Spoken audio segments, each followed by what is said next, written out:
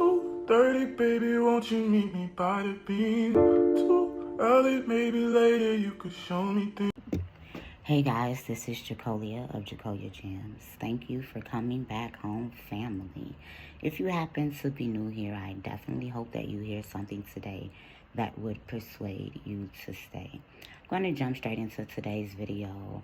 I'm going to give a little background about myself, my bloodline, my belief system, and then I'm going to go into this dialogue that I heard on Joe Budden podcast, and you'll see why the reintroduction to me is going to be significant, so I can preface this video by being able to say that there is no way that any anti-Semitic viewpoints are being spewed by this breakdown that I'm going to go into. So, for those of you who don't know, I have a conglomerate of things in my bloodline, but thoroughly through and through, I am a Hebrew. My late mother, her ancestry was Choctaw Native American by way of Louisiana and Mississippi. Her family lived on the reservation in Sharkey, Mississippi, and their name was Tubi, which begins to denote that they were chiefs. They took part in the Rabbit Creek Foot, I can't even think of what it's called, the treaty. After the war, they owned a lot of land, and as I stated, they lived on the reservation. Her great-great-grandfather actually ended up going into England and then coming back over here. And if you know anything about history, then you'll know that the civilized five, as well as some other Native American groups, were sold into slavery around the world. When we specifically look at the Choctaw Native American, the Chickasaw, the Samoan, the Creek, and the Cherokee, this is where you get your Hebrew Edomites by way of Esau, the biblical Esau. These are red people and still are Hebrews. They started off in the Arabian Peninsula, immigrated into Asia to become the Edo of Japan. Some began to go down into West Africa to give you the Edo, the Ido, the Idoma, and the Igala of West Africa. And so those of us that went into Asia end up becoming the Edo of Japan, selling down into New Mexico, and then coming up into the southern states of the United States. And, you know, being in the bayous. And this is why you will see many Native American groups also practicing hoodoo and looking Creole. So when we begin to look at the fact that I'm Hebrew, do that side. And when you have my father, who we biblically trace our bloodline through, his father was a Melungeon. Well, what's a Melungeon? Well, his father's father, his grandfather, family was traced back to the Moors, the Jews of England. Leonard Holiday was the mayor of England, who turns out to be, I think, my 13th or my 19th grandfather. He was a hidden Moor. He lived in Mooresville. He founded Mooresville in England. And this is where the Moors, the Moolies, lived at in this place. He was from the tribe of Dan, if you begin to look at the Holiday family crest. He was one of the 125 merchants who founded the East Indian Company. He was a Freemason. Who were the Freemasons? The merchants, the tribe of Dan. We are going to line some things up so that I can begin to historically prove who I am before I knock Ian's head off. When we began to look at my granddaddy's, my father's mother, she was a Choctaw Native American, last name Burnett. Her family originated in Mississippi, Virginia, so on and so forth. And this is how my grandfather is a Melungeon, because he was a Jew and a Native American. same way that Abraham Lincoln was described, and he was also described by his own words as being a former slave because his father indentured him. The holidays were classified as mulattoes. In the 1800s, mulattoes was specifically denoting the swarthy, and that word means black European immigrants who were coming over here from Europe, Moors. Let's continue. My father's mother is a West Indian Black Irish woman, an immigrant, a Jew from Ireland. Her grandfather was a Black Irish from Montserrat because Cornwall forced the Jews out of Ireland, and many of them fled. Part of his grandparents went into Canada. So Toronto's definitely home, as I've been going there since the age of 10. Actually 9. And my favorite ex lives there. Went there, right? Went into Montserrat, where you see the Black Irish. A lot of the soca music originated from my home, of the Black Jews. And so my grandmother's grandfather came from Montserrat into Mississippi. Her grandmother's father is also Black Irish. He came directly from Ireland into Mississippi in 1848. And this is when the Black Irish were being Holocaust, which means sacrifice in the word in Hebrew. They were being sacrificed by Great Britain, who we know for a fact began to get in bed with the Edomites of the largest world's banking system to form the Balfour Declaration in 1848. So in the 1940s, right? 1948.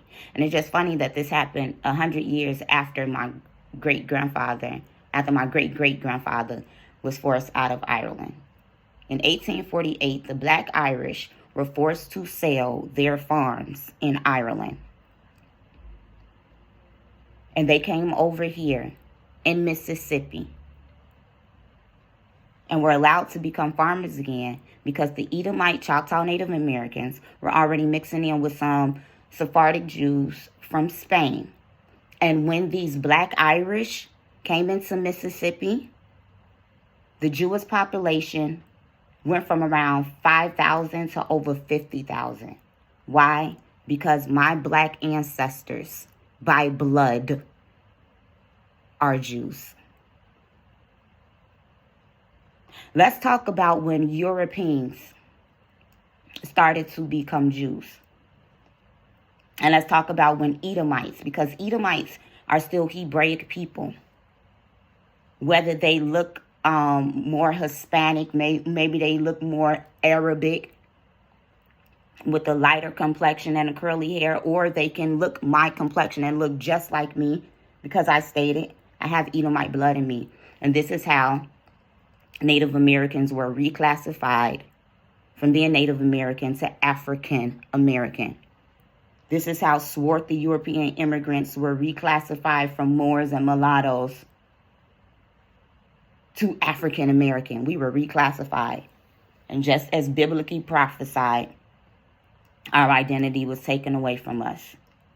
So let's go into history, into the Hasmonean Dynasty. And Ian, this is for you, because I would like to know, if you're a bloodline Jew, that would mean that your family's origins are Black.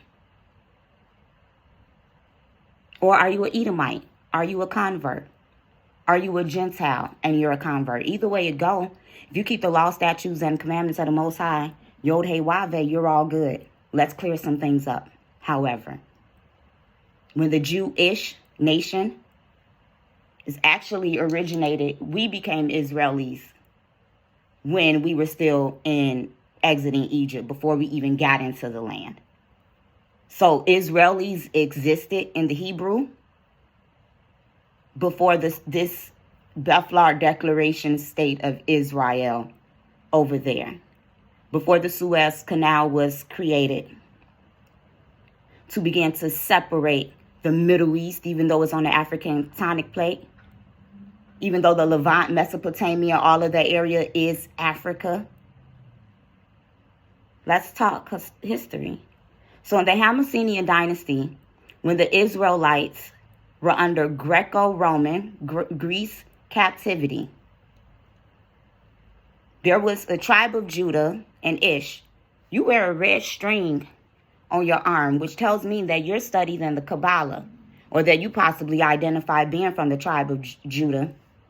Zerah, which we began to see my Black Irish ancestors is represented by that red hand of Ulster, which goes into Gaelic Pell history and the representation of Native American women, indigenous women, whom have been assaulted and accosted.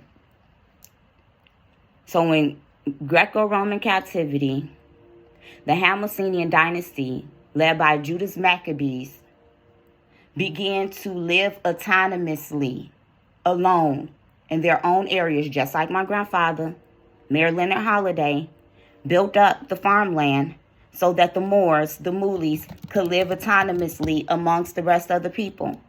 Just like in Gaelic Ireland, we lived in the Pale, P-A-L-E, autonomously. Wherever you find an autonomous place, wherever you find some merchants, some seafaring people, some masons, some farmers, people who build agriculture and colonize, it's IBS. So, the Hasmonean Dynasty forced the Edomites to convert to the Jews' religion.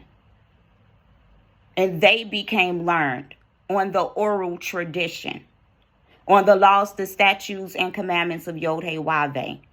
And when Alexander the Great and Antiochus Epiphanes IV came in and began to erect a pig, began to erect Zeus, who was a black god, a Negro god, a Tyranian, a Libyan god, an Egyptian god, began to erect him in our temple.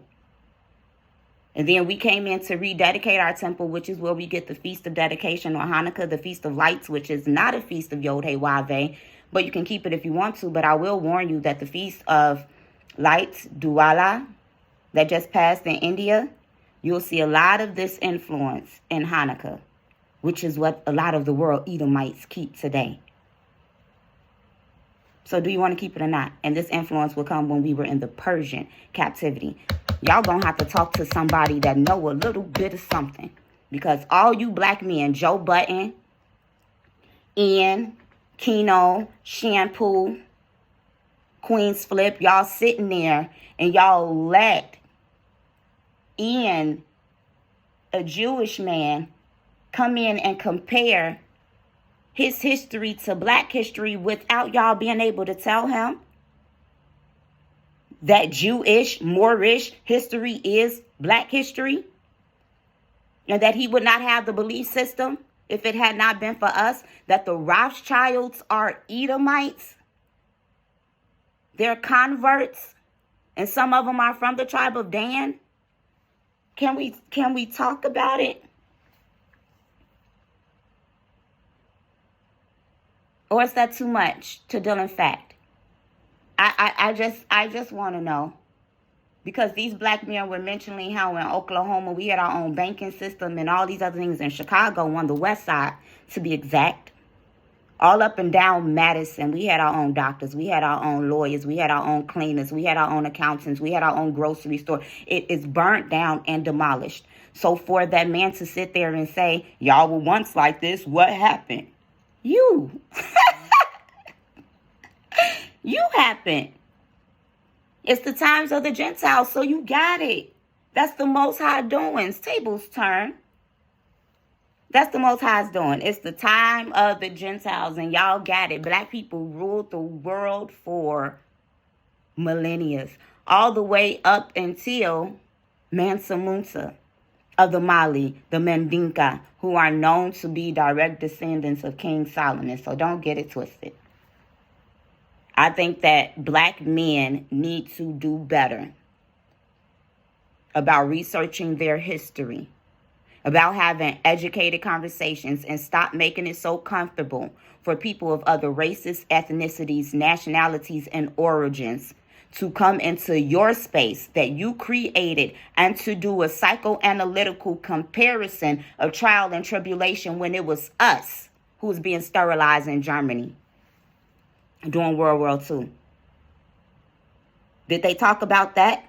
That we were being injected with diseases and syphilis and things of that nature? It wasn't just the Tuskegee Airmen.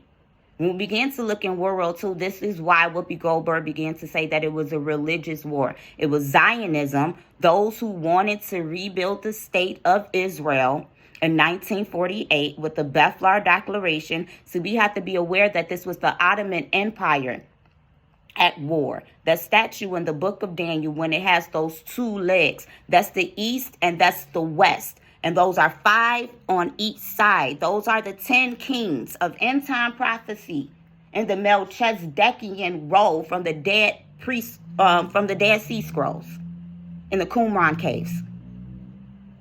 When the sons of light and the sons of darkness, as the Apostle Paul began to etch out, even though some people don't jive with him, they're going to go to war in the end times. The Ottoman Empire is going to be reestablished. It fell in the Middle East in 1923 because the Rothschilds came in and told some of the Islamics, hey, if you side with us, we'll regain you this war. The land of Palestine, biblically, is a Greek word. Palestine is Philistine, and the Philistines came out of one of the sons of Ham. We also have to know that there are some Afro-Palestinians who are Israelites. We have to know that there are also Edomites over in that land. And the reason that they are going to war with these people is because they know that these are converts. The king, the president of Egypt told them, you left it black and you came back white. These Palestinians know that the Israelites will not come back into the land until it's supernaturally done. This is not supernatural. This is not the hand of the Most High. This is man-made. And yes, we've seen some beta Ethiopians be delivered back to Israel. Why aren't they in Tanzania? Why aren't they going to East Africa, where the islands are and the trees are, where Eden is described? And when Shampoo began to say, even though he's the biggest I've ever, like, oh my God, it's a disappointment. I am so happy that my 60-year-old father is who he is. Wow. Even though when Shampoo began to talk about the debauchery, the porn industry is led by those, the AIDS rate over in that land, that is not holy. Think about it. When you read the Bible, we had a power of war. Would he have allowed all that sin and all that debauchery to go on in Israel? We have to study line up on line, precept on precept. If you are a convert, welcome. If you are an Edomite, welcome. We have to remember that Yod-Heh-Wav is the power of the Hebrews, the Assyrians, and the Egyptians. This is a little longer than I had bargained for, but yeah, y'all, please do better. This is Jacoya